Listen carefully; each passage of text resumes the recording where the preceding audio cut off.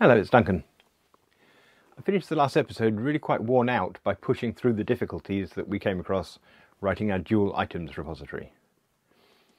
The one that will allow us to check that our old file-based and our new database persistence are working the same way. I've learned through experience that we should not call a job done just because we are heartily sick of doing it, so this week we're going to review last week's work with fresh eyes. Think of this as a pull request review if we were the sort of shop that thought the pull requests were a good idea. And stay tuned at the end because I'm going to experiment with a new segment, a mini retrospective of the session.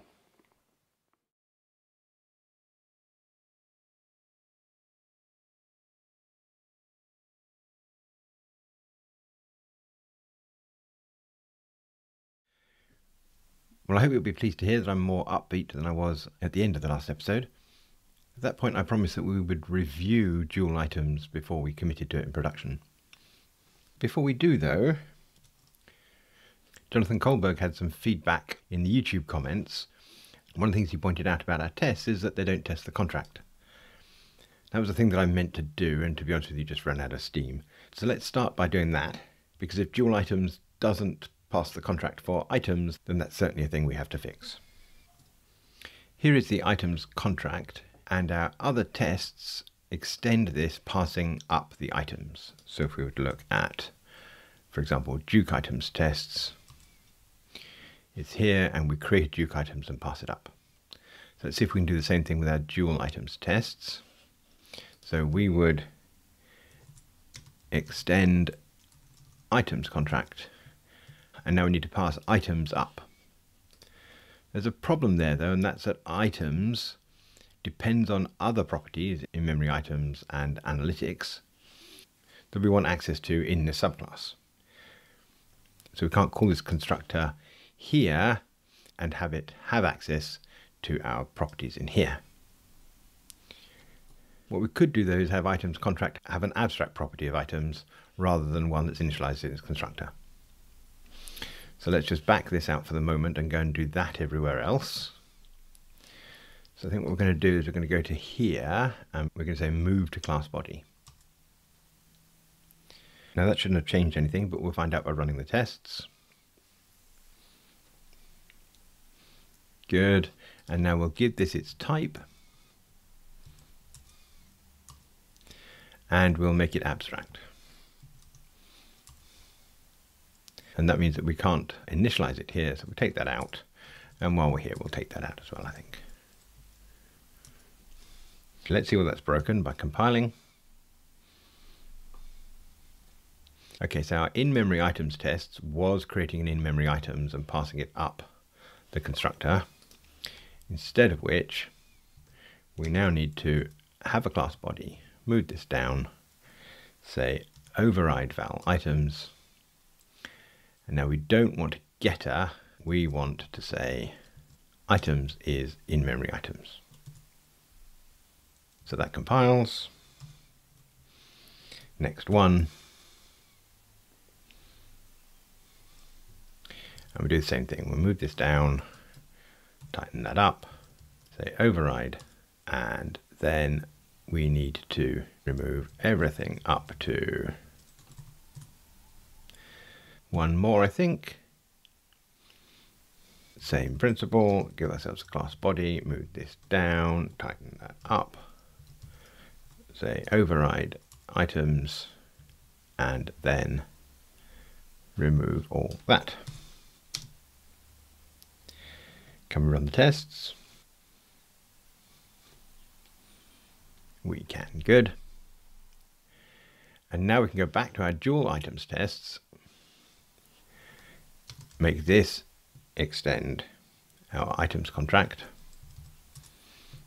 The type of our transaction is the type of the transaction on this, which is Duke TX context. We need to call a constructor, and now this items we can do the same thing with. And we seem to have imported something weird. There. Now we have an issue that we need a context receiver for this items contract, this context IO that we put in last time, in order to have an IO context for each of our tests. That's easily enough fixed by taking that and adding it in here. Okay, run all the tests, see whether we're good.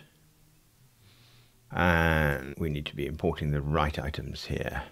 I guess we lost that up here somewhere. Maybe it would be easier again if we didn't specify the type of that. Go down here and then we could import that. Seems that we can't. Import that, no. Don't know how IntelliJ has just lost this altogether. That appears to go to the whole world to try and find items. Sigh. This was compiling before, so if we compare this with DualItems tests before, we can just put that import back, can we? And now run. Good. So now we know that however good or bad the code is, at least our DualItems passes the tests that we wrote for all types of items. If we go back to this items contract, this use of an abstract property rather than constructor property for the subject under test also means that we could make this in fact an interface. So instead of being an abstract class, it could be an interface. That's no longer abstract. There are a few other things we can make a little bit nicer, because everything becomes open and interface. And now if we build, we just have to take out the constructor invocation in these places.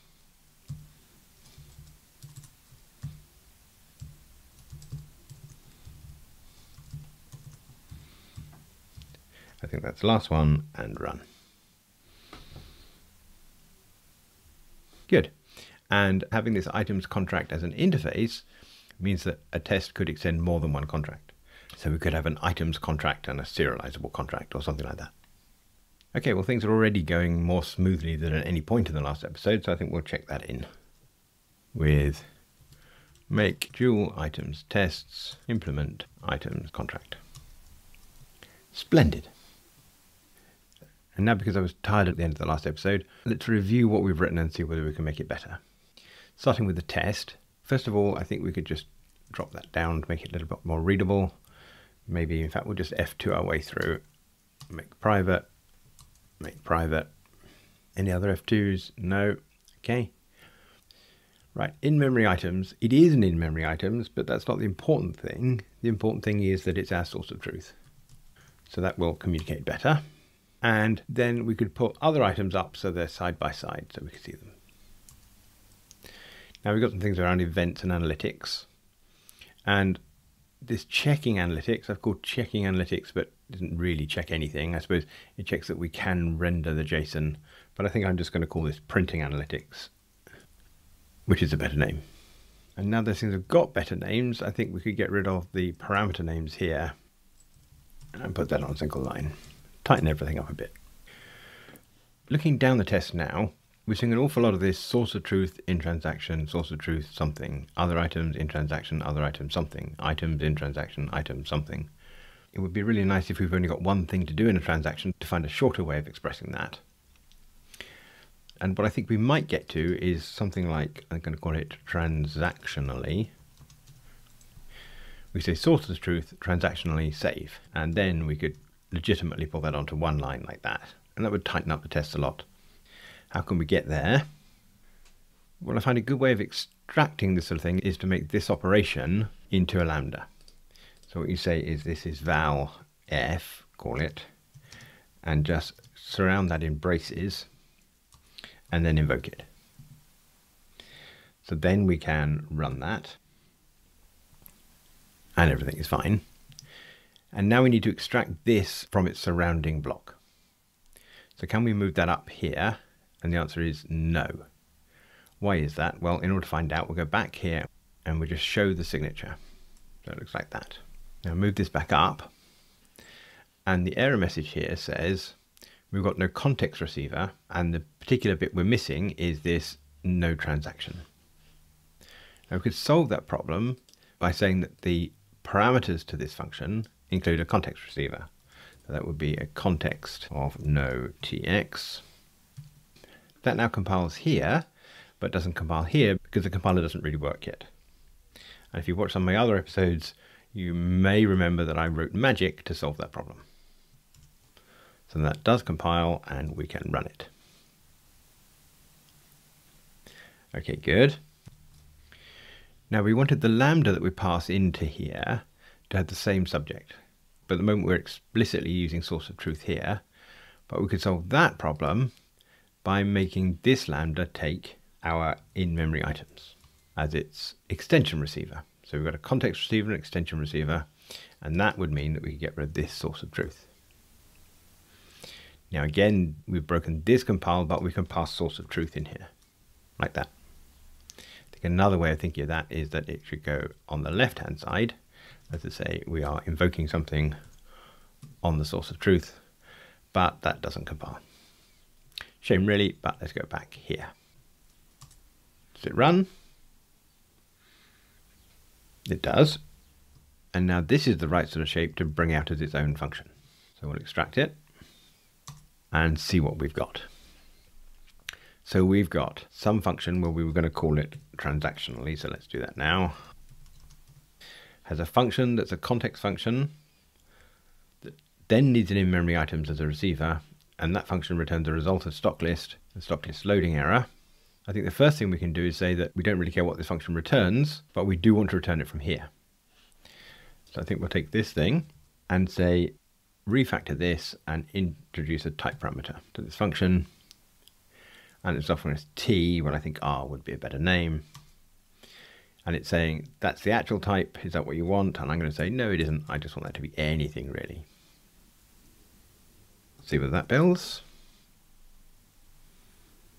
And it does. But what we said is we'd like this to actually return that. That will come in handy in a minute. So that's an R. And we should be returning what happens if we ask the source of truth in transaction to run that operation. And then this is just an expression. Try running that. Good. And now we can inline this and see whether we've got the shape that we wanted. We seem to have an unused type parameter there for some reason, and we can pull this out of the parentheses. It's not quite right because this still has source of truth in it. So let's introduce a parameter for that. In-memory items will do as a name for now, and then we're going to make that parameter into our receiver so that we've got the right shape. Run that. Good. Now you see we've got source of truth transactionally save. And we should be able to say other items transactionally save. But we can't because at the moment this is tied to in-memory items. So what's in-memory items? It's an items with no transaction. It would be nice if there was a way to ask IntelliJ to do this for us, but I haven't found one. So I'm going to do it by hand. This is items of no TX. And we've come across a problem here because this items is once again our items generated by Duke. So it's not really the items we think it is. It's this one here. I solved that problem by saying full qualify that. Stop importing this one. And now I think that will compile. Not quite, it turns out. The first problem here is that we're still using in-memory items here. So this isn't right. But we can replace that in there. That will allow that to compile. And now this no transaction isn't what we want. We want any type of transaction. That would allow this to compile. So now I'm going to take this thing and make this into a type parameter. And it's offering us T. Well, I think we call that TX in other places. And there are two places we can replace it. Replace there and there. Almost there now. We don't want this to be a no TX. We want it to be the supertype, which is a TX context. Back in here and say, actually that wants to be TX context. And now, wow, everything compiles. Get rid of that. And run. Splendid. Now we just have to fix up all the places we're using it. I think we could probably take all of our in transactions. If we start from here and do select, select, select. Lots of them, it turns out. back to the beginning, and then make all of these transactionally. Does that work? It does. Let's take this thing and move it out of here into the top level. Should we just leave this for tests, just for this test, or should we promote it into our production code? I think I'll leave this here for now on the assumption that I'll remember it if I'm in this mess again. Okay, now in the places we've got transactionally, we can drop the subject like that. So let's go through and do that by hand. That's that one. In these cases, I think we should be able to drop that. Yes, it's happy there. That's quite nice. So we're saying source of truth transactionally, assert equals success. What happens when you load? That would mean that we could tighten those up, I think. And those, that can go as well. It means we can inline that. That one, put those all on one line. Looking at this, you can see we've got two patterns. Sometimes we say assert equals something transactionally, and sometimes we say something transactionally assert equals. I wonder which I prefer. We should probably stick to one. I like the fact that this is shorter, but it seems to hide the assert equals, whereas this is a bit longer, but what it hides is the transactionally, and the transactionally isn't really important to us. So I think maybe we should go with this form, which would mean taking this thing around there, and the same thing here. Then we get rid of that, that, and that, and that. Is that short enough to be on one line? I don't think it is really. I think we should probably say that. Did we do the same thing here? This one is that pattern there. This one is that pattern. Go back up. Transactionally, transactionally. Okay, I think that's better. Oh, except that we can get rid of that and put that on one line. And the same here. Quick scan to check that we are nice and consistent. Not quite here again. And commit that with tidy up dual items tests. Great. Looking back here, there was another decision we took last week, which was to make DualItems open in order that we could override its methods to throw exceptions. Now, I think we could probably have structured these tests not to need DualItems at all, but instead to have some other test subtype of items. But I like the reassurance that we're being given by using the actual type that we're going to use in production. And I think for me, at least, this is the least worst way of doing things. But you may hate subclassing so much that you do something else, or love implementation inheritance so much that you don't see what all the fuss is about. One thing I like to do if I can is to have tests remind me when I've got some tidying up to do. When we finally remove DualItems and therefore don't need its tests, then DualItems can go back to being a final or not open class. Could we write a test to remind us to do that? Let's have a go. It can't be a test in here because these are tests that we're going to delete when we finish with DualItems. But we could put it side by side. We could go here and we could say, where is DualItems tests? It's there. Let's create ourselves a new test, and I'm going to call it remember to close DualItem class. Now, even just the name of that, if I see it, should remind me. But we can do better. We can say add a test. This is going to be DualItems is not open when DualItems tests doesn't exist. Import the test. Now, how do we know that DualItems is open? Well, we can use a reflection for that. Let's just try assert true DualItems class is open. Well, that was easier than I expected. Try running the test. That's true. And just to check, we think that in-memory items is closed, so if we run that, it should fail. And does. Good. Now, how do we know that DualItems test exists? Well, we can use class for name, giving it the fully qualified name of our DualItems tests, which we know is com gilded rows persistence DualItems tests. And I think that's probably not null. Let's find out. Well, that's very interesting. When we tried to load items contract, we've got a class format error. Really don't know what's going on there. Okay, it seems that the problem is something to do with having a context applied to an interface. If I make this instead an abstract class, which means that this needs to be abstract, and now go to the places we instantiate that, so that's DualItems tests now needs to call the constructor. In fact, we'll get the compiler to find them for us. There's another and another. Now we need to make this open in the superclass. Any more? One more here. I could make that a bit prettier while I'm here. And build. And now if we run our test, it's happy. You may remember we made the items contract an interface so that potentially we could mix in different contracts. But it seems to be causing problems with context receivers, which to be fair is still very experimental. Okay, before we go back to our test, maybe we should commit that as a separate change.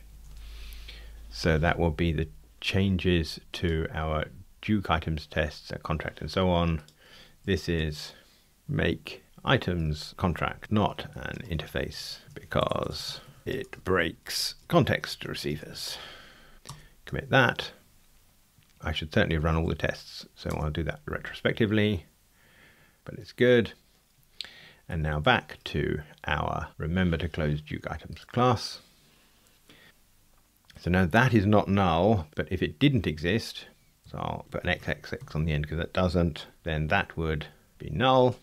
So now we can cast our test as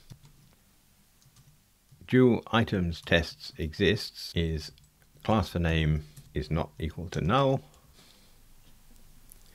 Now IntelliJ says that is true, but I don't believe it is. Class for name. Class for name throws not found exception rather than returning a null. That's interesting. We didn't see that when we ran the test. So what we should maybe say is try class for name. If that works, then this is true. Catch. What did it say it throws? It said class not found exception. So we catch class not found exception, then this is false. Now we can say if not dual items test exists, assert false, that our items class is open. So that should pass at the moment. And does, but then if we delete our dual items tests, it should fail. Expected value to be false. We could probably give ourselves a better message, couldn't we? So let's go here, and this should say, remember to remove the open modifier on Duke items. Now, it isn't needed by the tests. Run that. We get a nice error message, and if we reinstate our dual items tests,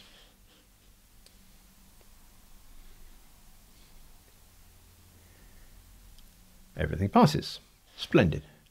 Commit that as add remember to close items class and commit. Finally, before we use it, I said we would review dual items, and looking through it, the shape isn't really too bad. We say source of truth in transaction, source of truth save, or in transaction load. I guess this is now a transactionally, which suggests that it might become part of our production code. And then we've got this defensiveness down here, and a lot of messing around in order to have events that are renderable as JSON. I think probably this could be private. Seems to be a lot of code there, but it's all really just data. So I think I'm probably happy. We'll commit that as tiny tidy. And now we're ready to install our dual items. Okay, before we go on, just one more piece of prevarication. I tend to tidy when I'm avoiding something I really need to be getting on with. And in this case, I've flattened our persistence packages. So we do have sub packages of persistence, stock file, persistence, Duke, and so on. I've just flattened everything into persistence. Keep everything a bit simpler. I can commit that as flatten persistence packages. And now that we're committed to Duke, this was originally called Duke items in order to differentiate it from the exposed items we had, but I think we might reasonably just rename the Duke things as DB things, as database things. So I'm going to do that as well. Rename Duke items to DB items. As promised then, here's a little review of what I learned from this session. I'll add timecodes for these in the description below. The first is that feedback from viewers is really useful. It helps make the code and the videos better. Please do keep commenting on what you find useful, what isn't clear, and what you do differently. Secondly, it's really easy to get so engrossed or so tired that we forget things like implementing the items contract. I really should learn to keep a to-do list for each session. If you pair program, that's a really useful job the navigator can do to keep the driver's eyes on the road. We were using constructor parameters, as in the left here, to allow our contract subclasses to configure their superclass. But those parameters have to be available before the subclass initializer is run. Another solution, as on the right, is to have an abstract property implemented by the subclass. On that subject, converting the items contract from an abstract class to an interface made it potentially more useful, but we had to back that change out, so it was ultimately a waste of time. We saw in DualItems tests that small changes of names in tests can really help communication. The tests are often more complicated than the code they're testing, so we need to take special care to make them communicate well. But maybe transactionally wasn't worthwhile? I like to try these things out to see how well I can communicate, but to be honest, DualItems is code that's going to be deleted soon anyway. Looking at broken other items, I find subclassing an expedient technique when we want to simulate behaviours that are difficult to provoke from our production code. The compiler bugs we're finding in the context receivers are a bit worrying.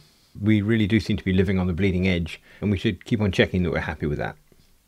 And I think we were lucky to find that issue with the context and interfaces before we had a lot more code to undo. Moving on, I really rather like to remember to close DBItems class. Tests like this are a good way to check that we will remember to complete a future task. And finally, overall, just tidying up after our last bout of coding took much longer than I anticipated. I think I may be too much of a perfectionist, but most code is not good enough, so I tend to aim for too good and hope to hit adequate. I hope you've enjoyed this. If you learned something that I haven't mentioned in this recap, then please let me know in the comments. Then you could like and subscribe, and in particular, buy a copy of the book that I wrote at price called Java to Kotlin, a Refactoring Guidebook, details of which are in the show notes below. Thanks for watching.